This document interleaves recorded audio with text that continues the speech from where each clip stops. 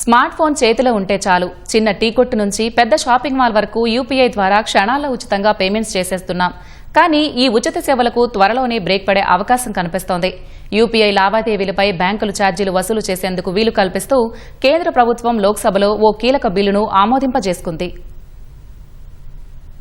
UPI తదితర electronic చెల్లింపులపై బ్యాంకులు ఇతర సర్వీస్ ప్రొవైడర్లు ఛార్జీలు విధించేందుకు అనుమతిస్తూ పేమెంట్ అండ్ సెటిల్మెంట్ సిస్టమ్స్ చట్టం 2007కు కేంద్రం సవరణ చేసింది. కేంద్ర ఆర్థిక మంత్రి నిర్మలా సీతారామన్ ప్రవేశపెట్టిన ఈ టాక్సేషన్ అండ్ అదర్ లాస్ సవరణ బిల్లు 2026 సభలో ఎలాంటి చర్చ లేకుండానే ముజువాని ఓటుతో ఆమోదం పొందింది. ప్రస్తుతం ఆర్టీజీఎస్, నెఫ్ట్ లాంటి చెల్లింపులపై బ్యాంకులు సర్వీస్ ఛార్జీలు వసూలు చేస్తున్నాయి. కానీ సెక్షన్ 10A ప్రకారం యూపీఐ లావాదేవీలపై ఇప్పటి వరకు ఎలాంటి మర్చెంట్ డిస్కౌంట్ రేట్ MDR లేదు. తాజా సవరణతో ఈ చట్టపరమైన అడ్డంకి తొలగిపోయింది.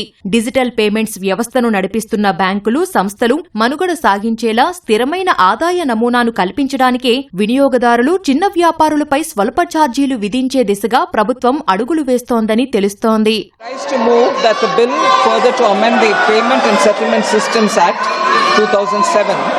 and the Income Tax Act 2025 and to amend the Finance Act 26 be taken into consideration. चंदन जी द्वारा प्रस्तुत संवैधानिक संकल्प को अस्वीकृत किया जाए. जो सदस्य इसके पक्ष में वो हाँ कहे, जो सदस्य इसके विरोध में है वे ना कहे. मेरे विचार में निर्णय ना वालों के पक्ष में हुआ, ना वालों के पक्ष में हुआ. संवैधानिक संकल्प अस्वीकृत हुआ.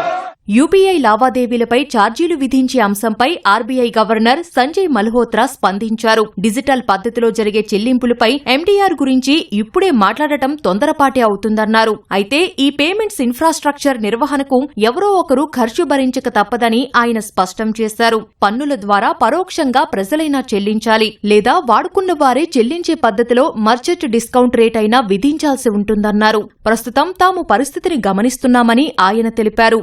యూపీఐ ఛార్జీల వ్యవహారంపై చాలా కాలంగా బ్యాంకులు ప్రభుత్వాన్ని కోరుతూనే ఉన్నాయి.